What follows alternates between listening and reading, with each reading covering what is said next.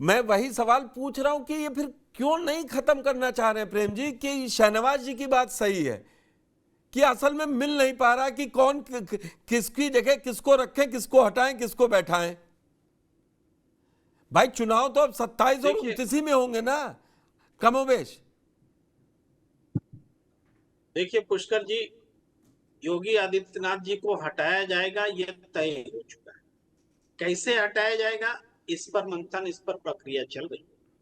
अब यह है कि अभी तक योगी आदित्यनाथ जी अपने आप को बहुत स्ट्रांग के रहे भी हैं और दिखाते भी रहे हैं, लेकिन अब उनको रिप्लेस करना है। तो किन से रिप्लेस करना है? आने वाली जो राजनीति है उत्तर प्रदेश की, ओबीसी बनाम ओबीसी ही लड़ाई होगी। चाहे योगी इनको अखिलेश यादव जी को मान लीजिए, तो इनको ओबीसी नेता चाहिए बीजेपी को आगे लड़ाई लड़ने के लिए।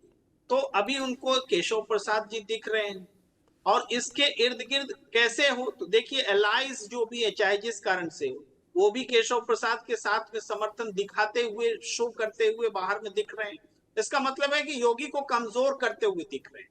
तो ये कमजोर करते हुए अगर ये असंतोष थोड़ा और बढ़ जाता है, मान मनोबल से योगी जी को समझाने की कोशिश होगी सम्मानजनक तरीके से, आप छोड़ दीजिए कुछ, लेकिन बदले में क्या मिलेगा मैंने पहले भी कहा था, वही वो बड़ा सवाल है। तो अगर सम्मानजनक तरीके से वो छोड़ देते हैं तब तो एक रास्ता निकलेगा, नहीं तो ये असंतोष इतना बढ़ाया जाएगा, इतना फ्रस्ट्रेट कर दिया जाएगा कि अंततः लगेगा कि इस झगड़े को निपटाने का अब अचानक से एक न्यायमूर्ति बीजेपी की तरफ से आएंगे, एक होंगे, अब कोई रास्ता नहीं बचा, अब रास्ता यही है, उस सीमा तक इसको ले जाने देना चाहते हैं। ये लड़ाई वही, ये मान लीजिए मेरा विश्लेषण यही है कि योगी आदित्यनाथ जी को हटाने का फैसला हो चुका है। इनको हटाने में साल लगे कि 10 महीना लगे कि 6 महीना लगे, लेकिन ये 1 साल से ज्यादा नहीं लगना है, इससे कम में ही ये मामला निपटेगा। क्योंकि आप जान रहे, सबको लग रहा है कि देश की राजनीति में जिस तरह से ये तो मैं बदलाव है, 2022 से देश में सुन रहा चुनाव हूँ, या 2017 से भी, क्या 1 साल के अंदर हटा दिए जाएंगे? 2017 से चल रहा है तो। मगर 17 में ये सिस्टम नहीं था जो अब चल रहा है। जी हाँ, ये बात मैं मानता हूं। और 2017 के मोदी, 2022 में मोदी और 2024 जुलाई में मोदी या बीजेपी का अलग एक पैटर्न है। अब वो तीसरे दौर की सरकार चला रहे हैं। अब उनको ये वो समय है, मैं बड़ा कड़ा शब्द यूज करूंगा, अब आपको सिर्फ अपने रिजल्ट के नंबर दिखाने हैं। अब आप ये नहीं कह सकते हैं कि मेरे पास ये नहीं था, पेंसिल बॉक्स नहीं था तो मेरे पास पानी की बोतल नहीं दी गई थी, स्कूल वाला क्लास 5 वाला नहीं चलेगा। अब वो है कि अब आपको डिलीवरी देनी होगी, और उसका मुजाहरा जनता ने दिखा दिया 240 पे पहुंचा के। अगर आप महंगाई बेरोजगारी पर बात नहीं करेंगे, आ रहा हूं प्रेम सर, अगर महंगाई बेरोजगारी पर बात नहीं करेंगे तो ऐसा नहीं है कि बात उठेगी नहीं।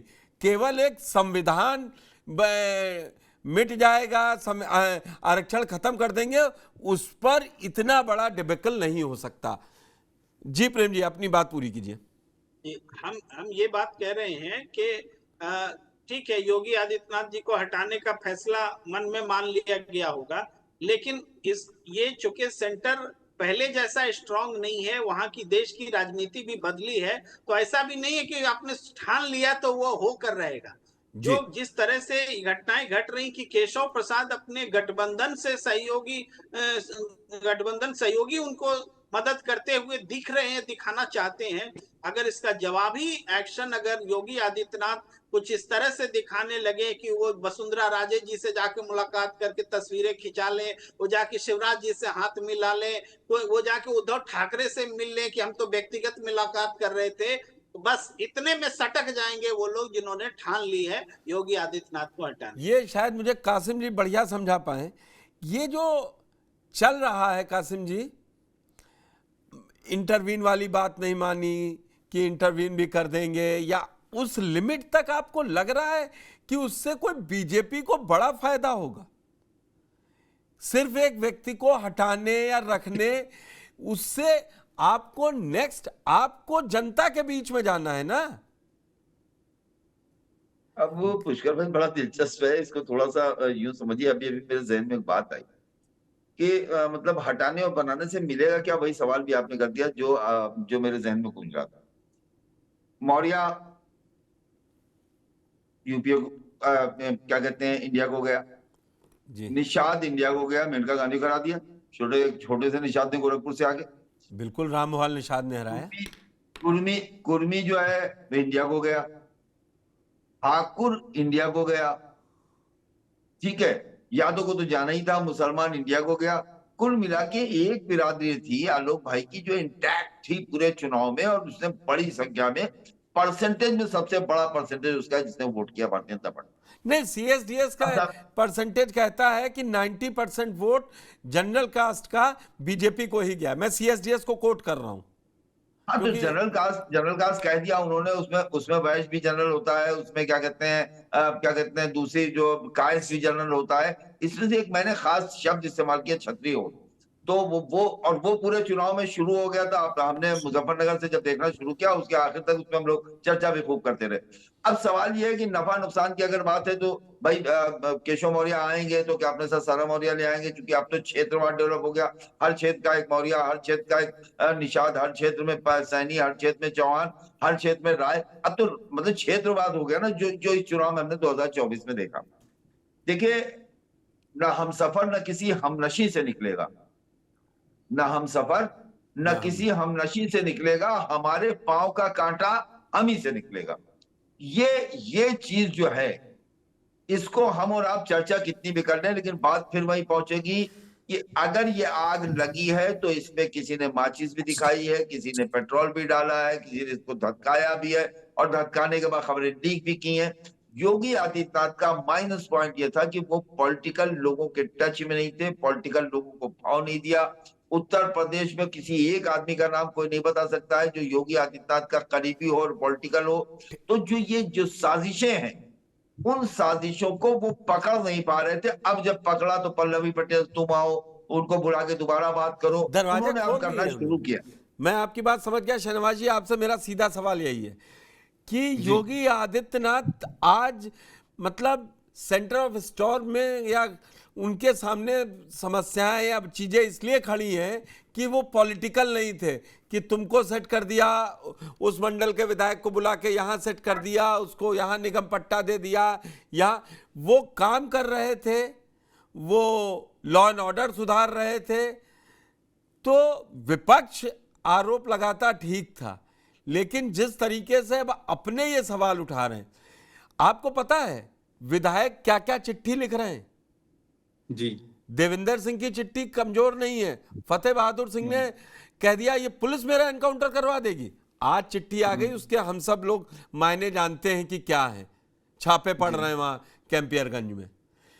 तो आप एक चीज को सेटल करने के लिए, दिखाने के लिए कि अब क्या ओम प्रकाश राजभर ये बोले ऑल इज वेल, और सामने आके जो साउंड बाइट हम लोगों ने चलाई कि पिछले 5 साल पहले भी हटाने की बात हुई थी, Om Prakash Rajbhar is the first one जो एक दूसरे कैंप में खड़े होंगे। मैं प्रेम जी की बात से सहमत हूं, शायद उन्होंने कहा है या किसने। तो ये नहीं पुष्कर, मैं बिल्कुल सहमत हूं आपकी बात से, और बल्कि मैं कासिम जी की बात से भी सहमत हूं कि राज्य में उन्होंने नेताओं के साथ कोई गुटबाजी नहीं की, अपना कोई गुट या अलग से अपना खेमाबंदी नहीं करी, और ना केवल राज्य में, केंद्र में भी नहीं करी उन्होंने। केंद्र में भी उनके लिए बोलने वाला कोई भी व्यक्ति नहीं है वहां पर।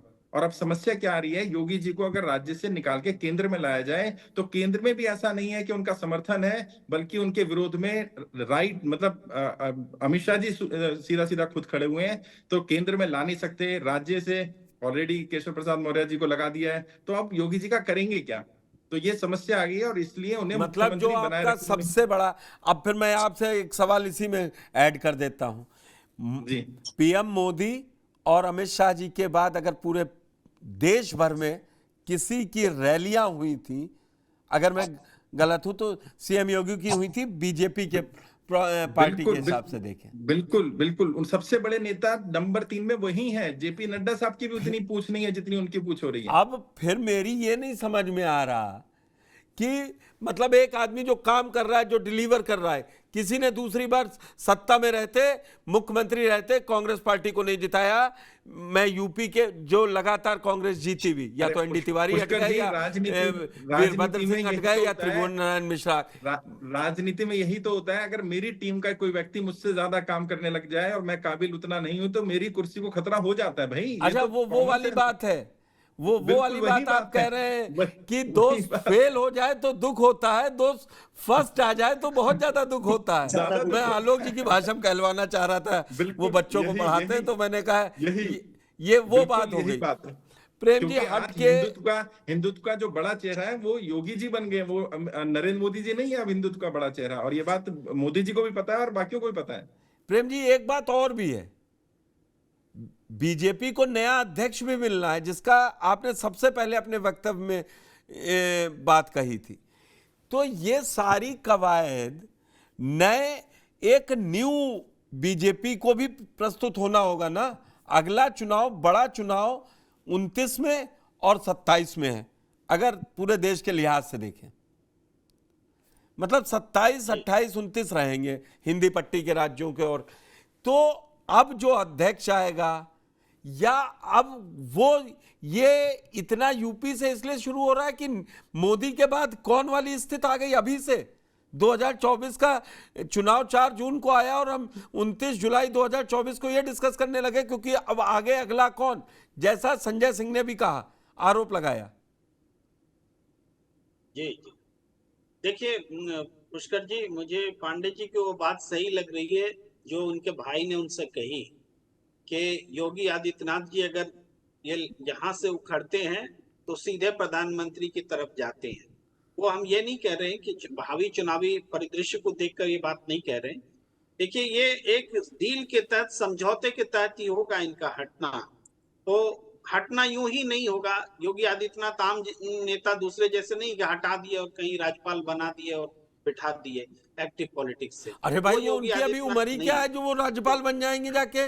51 अगर राजनीति करनी है, 71 की वसुंधरा राज्यपाल बनने को तैयार नहीं है, और आप 51 साल के आदमी, 52 साल के आदमी को आप कह रहे हो कि आप राज्यपाल बना देंगे। नहीं, उनसे थोड़े ज्यादा रघुवर दास तो बने ही हुए हैं, लेकिन राजनीति में संभव है, लेकिन योगी आदित्यनाथ नहीं बनेंगे, ये हम कह रहे हैं। तो क्या हो सकते हैं इसमें? देखिए, संघ की बड़ी भूमिका है। मानना नरेंद्र मोदी जी को है कि कैसे एकोमोडेशन हो। बीजेपी अध्यक्ष का पद है, बहुत नानुकुर है, लेकिन आरएसएस चाहता है कि मिल जाए। इसके अलावा गृह मंत्री को रिप्लेस तो नहीं कर सकते, लेकिन डिप्टी पीएम का पोस्ट क्रिएट कर सकते हैं। मगर डिप्टी पीएम पोस्ट क्रिएट करने का मतलब है पोस्ट कैसे क्रिएट होना। डिप्टी पीएम में फिर आप उनको विभाग क्या देंगे? Small scale industries deputy PM को? विभाग की जरूरत क्या है? डिप्टी पीएम के लिए विभाग देना जरूरी थोड़े है।